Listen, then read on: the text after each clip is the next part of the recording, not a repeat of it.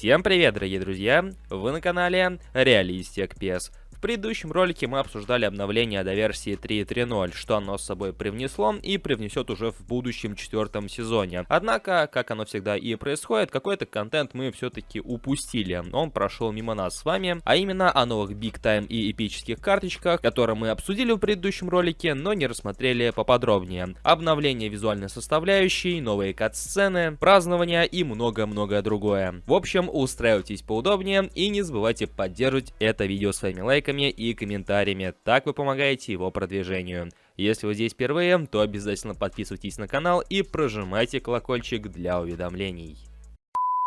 Если вы испытываете проблемы с тем, чтобы купить игры в Steam, у меня есть для вас решение. Купи-код. Это не просто сервис, а целая игровая экосистема, которая делает упор на честность и развитие комьюнити, а также организовывает турниры и предлагает систему лояльности. Библиотека игр Купи-кода полностью повторяет библиотеку Steam. Более того, на их сайте вы можете найти игры, которые недоступны в нашем регионе. Раздел «Недоступны в РФ». Здесь собраны все игры, которые пользователи не могут найти в магазине Steam, но благодаря Купи-коду их можно приобрести на свой российский аккаунт, и не нужно в лишний раз париться с созданием новых профилей и прочими трудностями. На сайте самые низкие цены на покупку игр гифтом, а по моему промокоду комиссия снижается на целых 10%. Покупка игры становится намного выгоднее, чем пополнение через Kiwi, но действие промокода, естественно, ограничено. Все просто и, самое главное, безопасно. Никаких паролей, только ссылка на аккаунт. А для зарегистрированных пользователей действует постоянный кэшбэк на каждую покупку. Переходи на Купи-код и играй во все новинки в Steam, как раньше. Я не могу говорить за все платформы, но после обновления на PlayStation 5 визуальная составляющая eFootball все-таки успела измениться. Конечно, графика не претерпела глобальных изменений, но все-таки намного лучше, чем было раньше. То есть мелкими шагами, с каждым подобным небольшим или средним обновлением, все-таки визуал потихоньку обновляется. Вряд ли мы добьемся какой-то графики, которую нам обещали, например, к PES 2022, но тем не менее намного и намного лучше того, что мы получили на релизе непосредственно уже eFootball 2022. А вместе с тем разработчики и добавляют новые кат-сцены. В частности, с ивентом Кубка Азии появились новые анимации празднования. Добавили новые кат-сцены, а также немножко обновили старые. И можно заметить прогрессию, как меняются те же самые кат-сцены от обновления к обновлению, и они преображаются так или иначе, визуально, анимации. И все это говорит о том, что Konami потихоньку переносит предыдущие анимации с Fox Engine на Unreal Engine, ну и добавляют чего-то нового. Как можно заметить, в новых катсценах даже появилась селфи-палка, на которую снимает один из футболистов. Казалось бы, мелочь, но тем не менее забавная и интересная. И радует, что Konami не игнорирует катсцены, потому что если в этой игре когда-нибудь появится оффлайн составляющая, подобные катсцены будут прекрасным ее дополнением. Касаемо катсцен, также продолжая эту тему, после обновления 3.3.0 стало известно о том, что Konami потихоньку продолжают переносить разного рода анимации, которые ранее использовались в серии PES на движке Fox Engine на нынешний движок, который использует игра, а именно Unreal Engine. Это в том числе касается и анимаций из Мастер Лиги. Они постепенно переносятся в игру, что, конечно, не обещает этого появления в этом сезоне, но, тем не менее, в лишний раз говорит о том, что все-таки про этот режим не забыли. Рано или поздно, но он появится. Шутки шутками, но, тем не менее, это говорит о том, что работа ведется какая-никакая.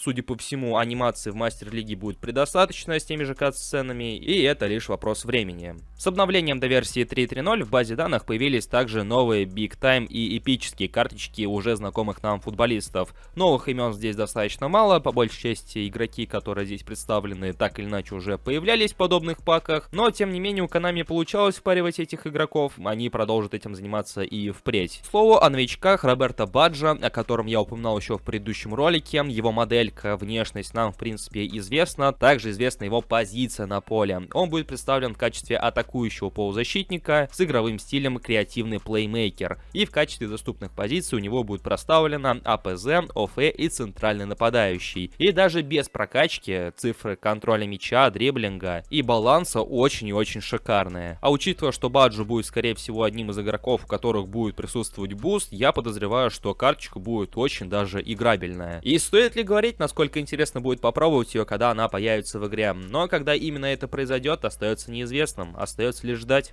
Также нам проливают свет на будущую карточку Неймара из 2016-го. Он будет представлен в качестве левого нападающего, также с игровым стилем креативный плеймейкер. И в качестве доступных позиций у него будет позиция левого нападающего, левого полузащитника, позиция атакующего полузащитника и оттянутого форварда. Хороший баланс, хорошие цифры дриблинга и удержания мяча. Что самое интересное, присутствует пас навесом. У него он проставлен даже лучше, чем пас низом. И очень даже неплохая реализация. И я так подозреваю, что при полной прокачке и с учетом буста реализация будет у него намного и намного лучше. И именно эта версия карточки, возможно, даже сможет поспорить с той самой премиальной карточкой, которая представлена от ПСЖ, где Неймар у нас блондинистый. В общем, поживем увидим. Также вкратце упомяну, что добавлены, скажем так, пожилые версии Стоичкова и Стойковича, период карьеры которых представлен за японские клубы, и, скорее всего, будет ситуация аналогична с прошлогодним Зика и Торосом, когда выкатили также их возрастные версии. Не сказать, что прям такие играбельные, но для коллекции, может быть, кто-нибудь и захочет их прикупить. Точно так же, как я упоминал об этом в предыдущем ролике, были добавлены биг-тайм игроки партнерских клубов наподобие Манчестер Юнайтеда, Интера и Милана. И что самое интересное, точно так же, как и в случае с Барселоной и с Баварией, ну даже скорее с Баварией, не столько с Барселоной, были добавлены по 4 игрока от каждого из клубов. Точно так же, как и с Баварией. Помимо Кимиха, Дэвиса и Мусиалы был добавлен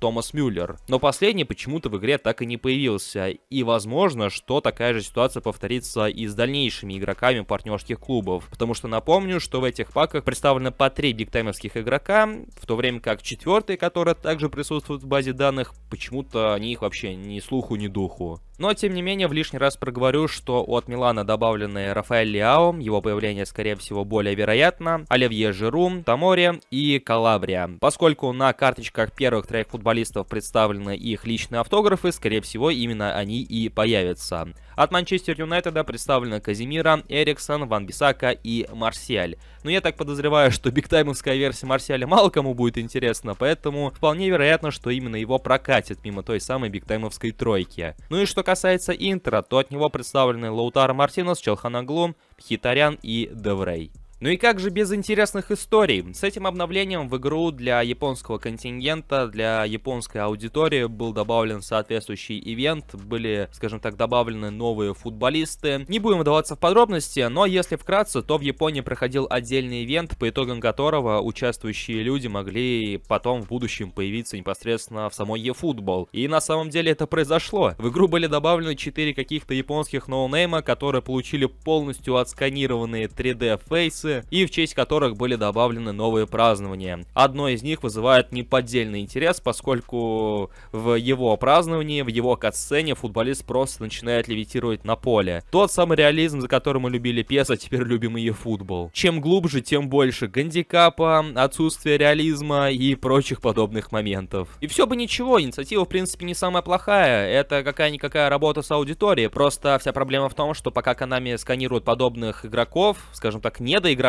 простых фанатов, большинство профессиональных футболистов остаются либо со старыми фейсами, как тот же Милинкович Савич, либо и вовсе без фейса, как тот же Провидель, Виктор Рокки и остальные ребята. А поэтому в лишний раз вот эта новость с японскими любительскими игроками не вызвала такого бы ажиотажа, скажем так, если бы не имеющиеся проблемы с фейсами в игре на данный момент. Ну и напоследок вновь поговорим о будущем контенте. Знакомый нам всем мейкер Durandil PS сообщает, что в одном из будущих обновлений он уточняет, что в версии 3.4.0 в игре появится стадион мексиканского клуба Pumas. В игре уже присутствуют некоторые мексиканские стадионы, и, скорее всего, стадион Pumas станет одним из таких. Точно так же он сообщает, что, скорее всего, бразильский клуб Palmeiras вернется в игру в полностью лицензированном виде. А я в лишний раз напомню, что в Бразилии точно так же, как и в случае с Германией, присутствуют свои особенности лицензирования, и поэтому каждые полгода у Konami возникают, ну, скажем так, проблемы с некоторыми из команд, и им приходится по 100 раз вести повторные переговоры о появлении той или иной команды в игре. И, судя по всему, некоторые договоренности с Palmeiras были достигнуты. Ну а на сегодня у меня все.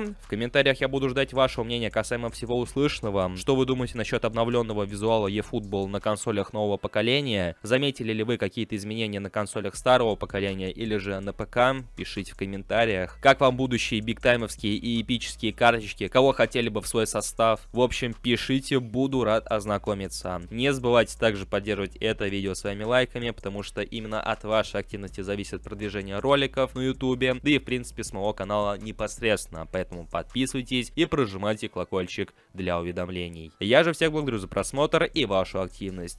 Всем удачи и до скорых встреч!